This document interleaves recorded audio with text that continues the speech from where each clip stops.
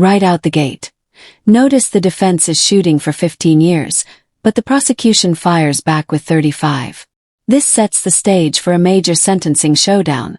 And trust me, the judge has a lot to say about both arguments. Is asking for a sentence of 15 years is not appropriate in this case. 35 years in this type of case is appropriate because this person chose to go down the path he chose.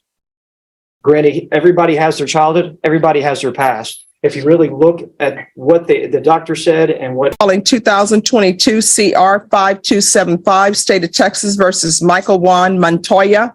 Could I have parties approach and announce for the record for the state? Jason Garahan, Your Honor. Defense? Matthew Allen for Mr. Montoya. Have both parties, are you Mr. Montoya?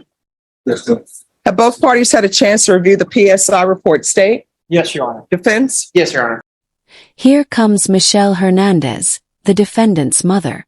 Family testimony often makes or breaks sentencing hearings, but watch closely, because her words reveal more than she realizes. Quick question for you. Do you think family members should testify in cases like this, or does it only complicate things? Any objections to the PSI report, state? No, Your Honor. Defense? No, Your Honor. Any witnesses, state? None from the state, Your Honor. Defense? Yes, Your Honor. Hernandez. Michelle Hernandez. Michelle Hernandez.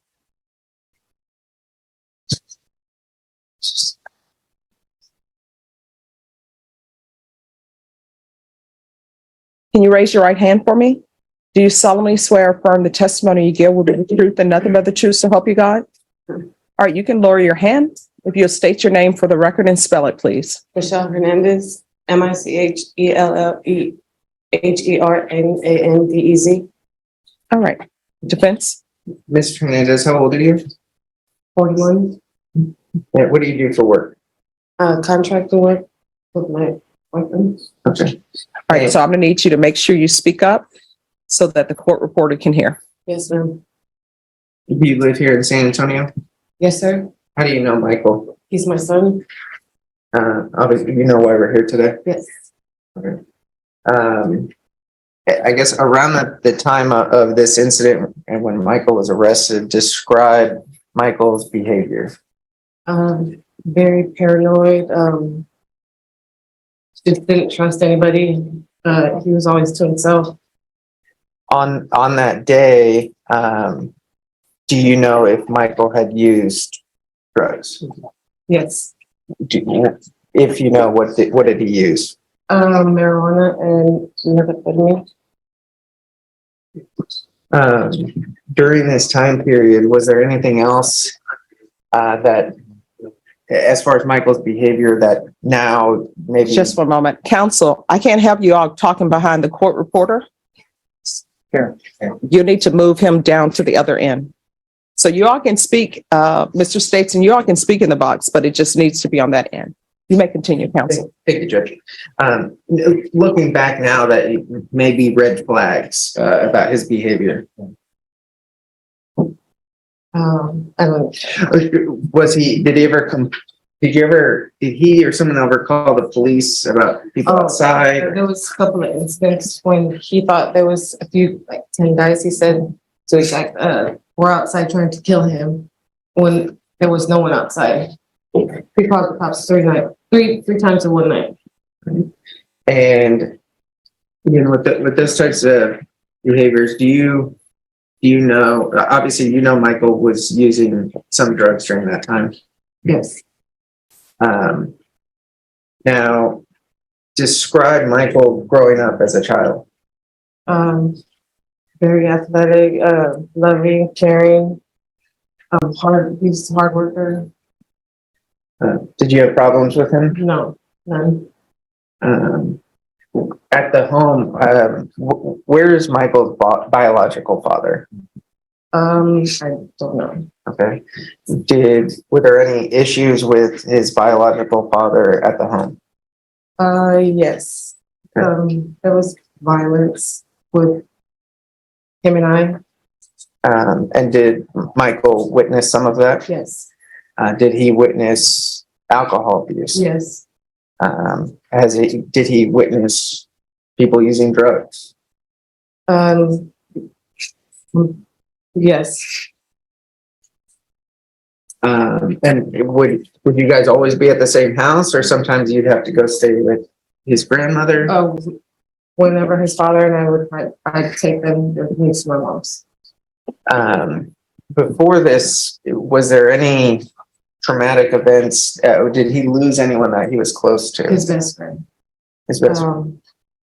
Like 4 years, I believe, ago. And ever since then, I've seen him go a little downhill. What about anyone in your family? My brother, he was close to as well. How long ago was that?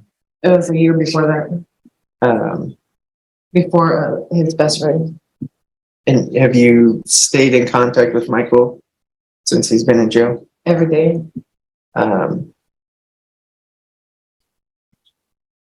Is there anything else? Or I guess let me ask you this. You brought with you a notebook here today, is that right? Yes. Okay. And what's in the notebook?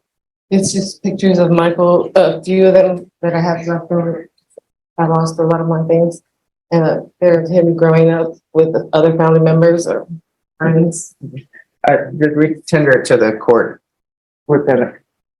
Judge, I've viewed it. There's no objection. All right, the court will review that, and I know how moms are about photographs, at least how my mom is. So I'll view it and then I'll return it to you. Okay. That's my next question, Judge. Yes.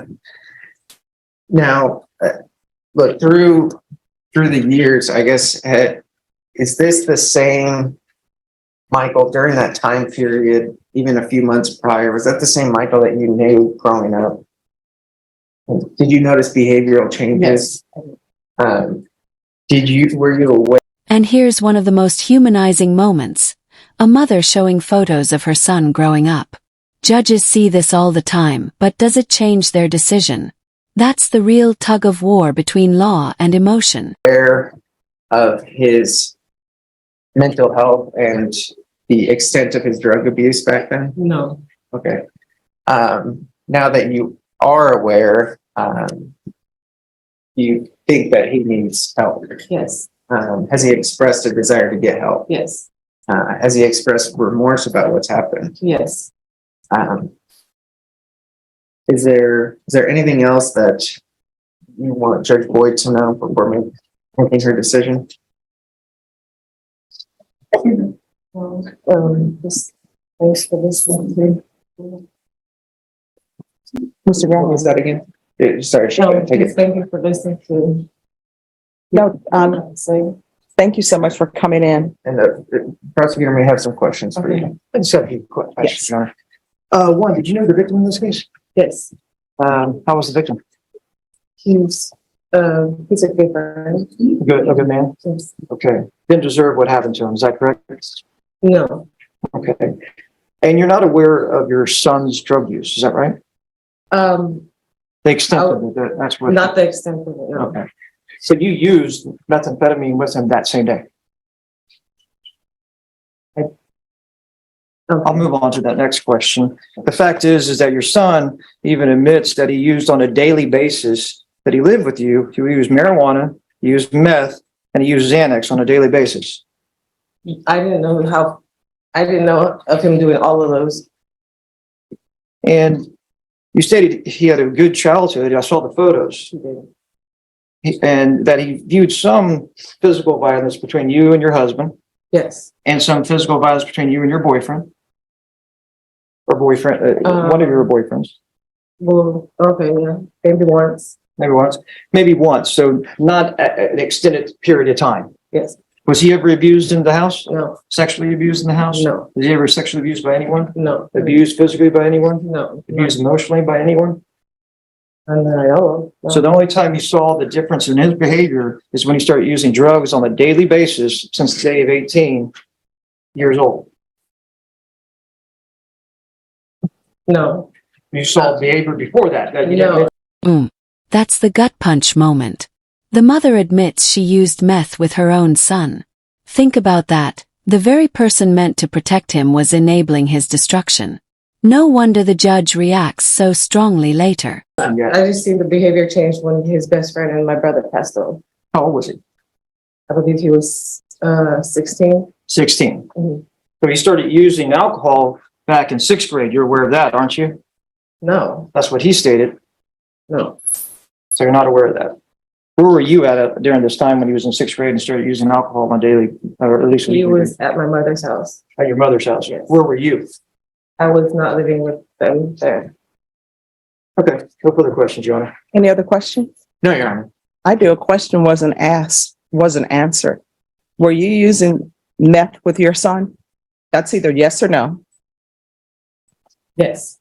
All right, thank you. All right, any other witnesses, defense? No, Your Honor. State, any witnesses? No witnesses, Your Honor. All right, any arguments? Yes, Judge. All right, brief argument. Yes, Judge. I'll make it brief. The court's aware we provided the report for Dr. Fabian. Mr. Montoya, Michael is a 21-year-old with very limited history of any crimes.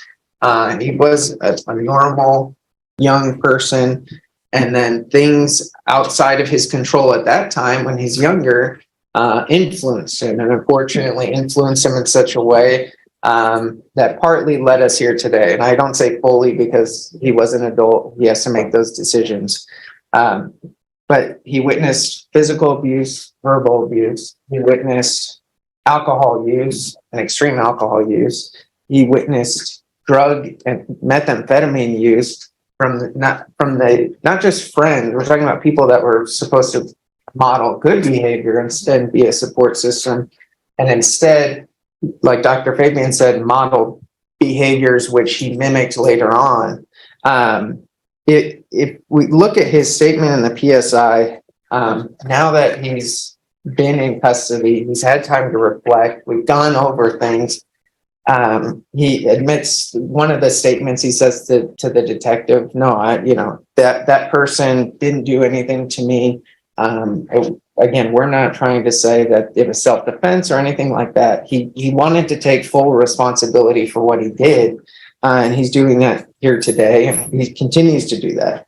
But drugs, there's no question that the behaviors he witnessed in his childhood, combined with the drug use, affected his brain and his thinking, just like Dr. Fabian said. And Dr. Fabian said, well, with therapy and prescribed medication, continued treatment, and obviously staying sober, that he can try to change those behaviors and that way of thinking. And I think we've heard a little bit that it started going that way. Again, I think just the biggest thing is that he, from a young age, he has outside influences that were not even just neglect, but showing him the absolute wrong things to do at a young age, and how that impacted and influenced him to create mental health problems that went undiagnosed, that his parents never sought treatment for, that he never got treatment for until we were here today, until he was seen in the Bexar County Jail.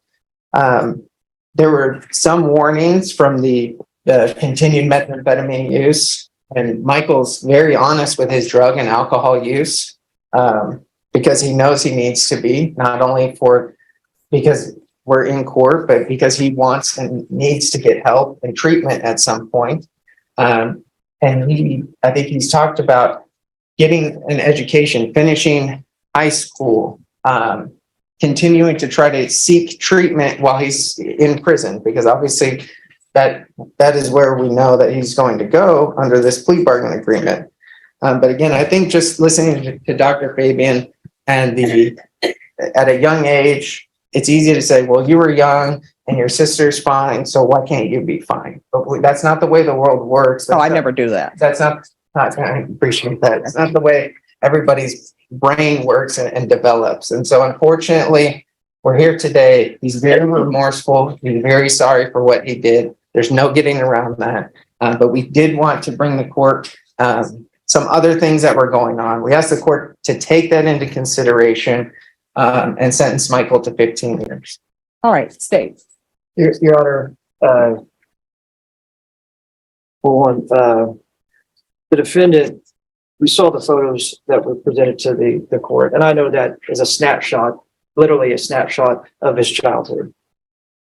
But yet there are photos of his childhood, of him growing up, that he had some type of support system through grandparents and other individuals in his life.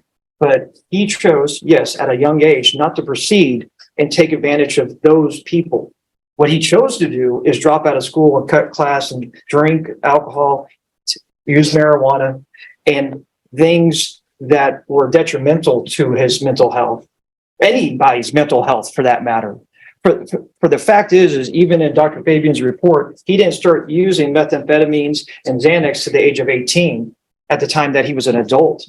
So that at that point, Your Honor, he's making adult decisions that were detrimental to himself, not because of PTSD, not because of ADHD, because he chose to take the easier way and he wanted to go have drinks. He wanted to go smoke marijuana. The day of, he smoked marijuana with his mom's boyfriend. The day of, he just chose to do methamphetamine.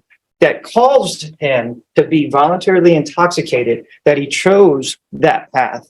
So the fact that defense is asking for a sentence of 15 years is not appropriate in this case. 35 years in this type of case is appropriate because Now the prosecution seals their case, laying out why 35 years is the only just sentence. Do you agree with them, or does the defense's plea for 15 sound more reasonable to you? Drop your take in the comments. I'm curious where you stand.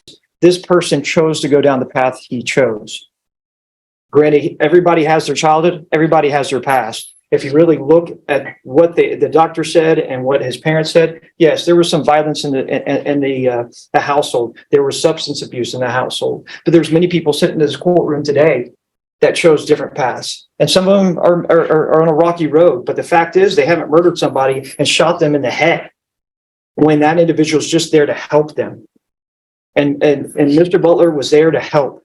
He was there helping, and he was a plumber. And this is the victim in this case.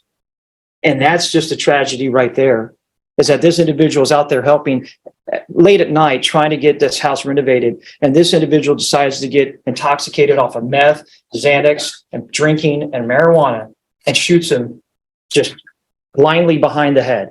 And that right there, Your Honor, deserves a 35-year sentence. Thank you. All right.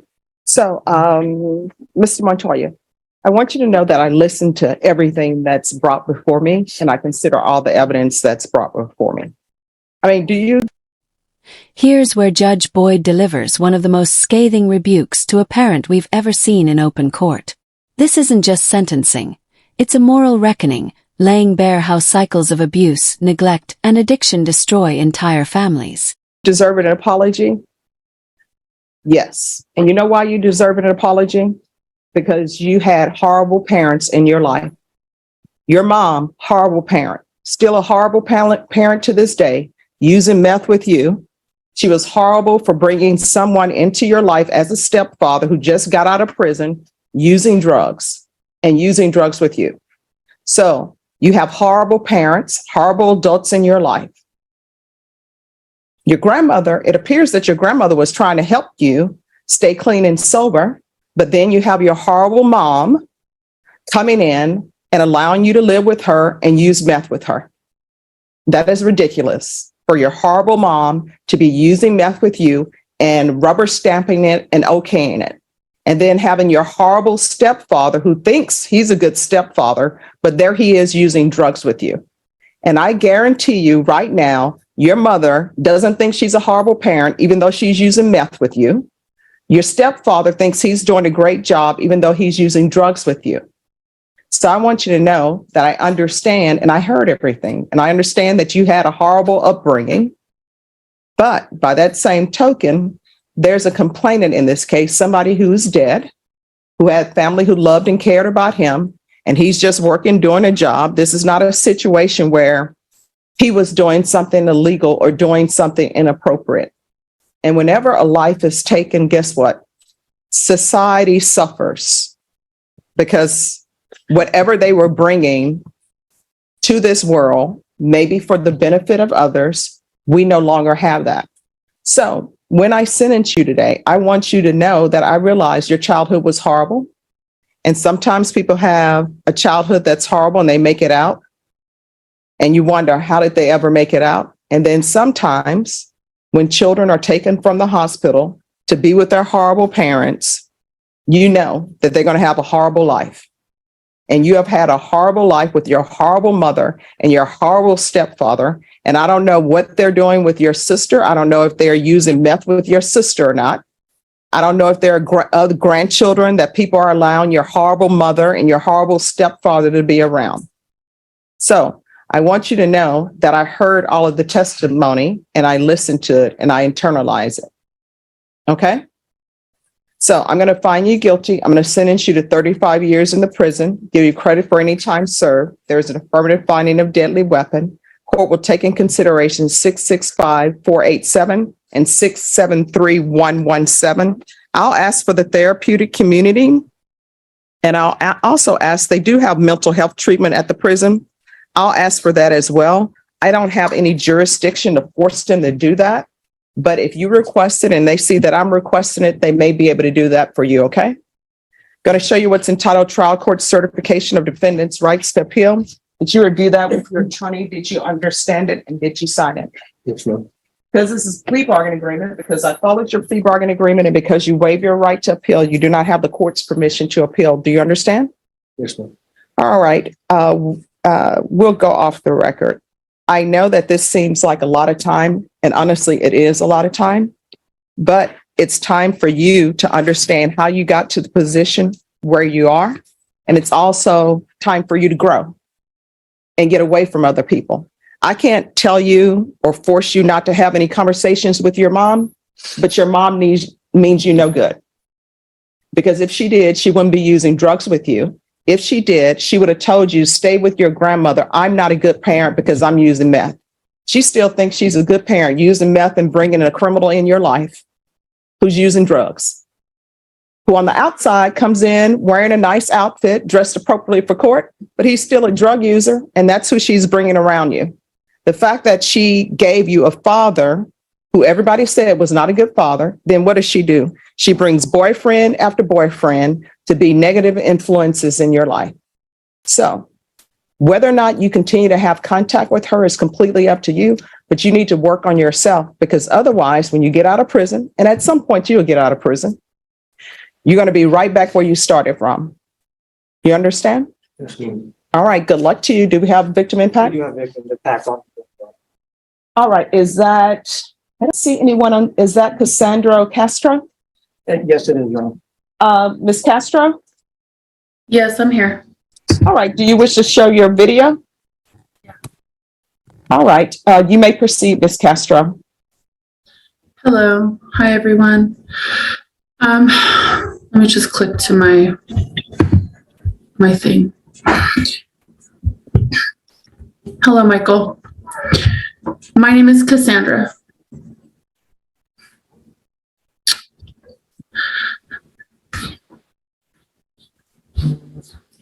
Sorry.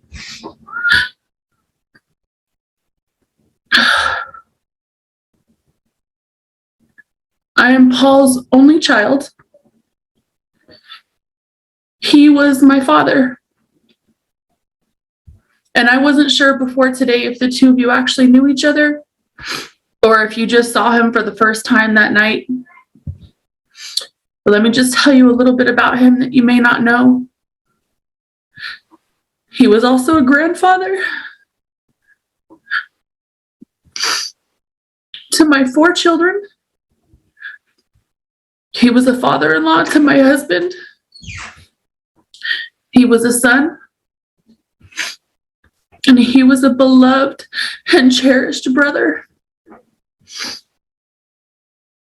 He was an uncle, a cousin, and a friend to everyone who knew him. My dad was not perfect, but he was loved by so many. He was funny, and he was always ready to have fun. He was an artist. I don't know if you knew that. He liked to draw. and he was a plumber by trade. He is so missed by everyone in our family. And not being able to talk to him is not an easy thing. When I heard how old you were, my heart was broken. Not just because of the loss of my father, the loss that our family has experienced not having him around, but also because of the loss that I'm sure your family must feel not to be able to have you around anymore. Your life, their lives, and my family's lives will be different because the decisions that you've chosen to make. When I heard that I could speak to you, I wasn't sure what I was going to say, so I prayed about it. And it's taken me a while to get to this place.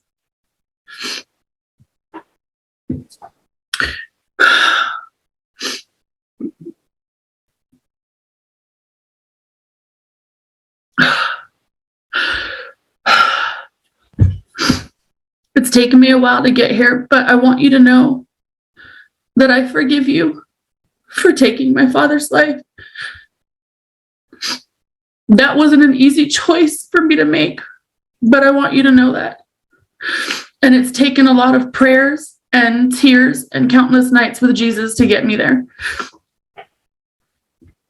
I was supposed to write a statement about how my father's death has affected me and my family. But I don't see how that's going to help much. What's going to help me heal is Jesus, and he'll walk me through every stage of healing that I need, and that's between him and I.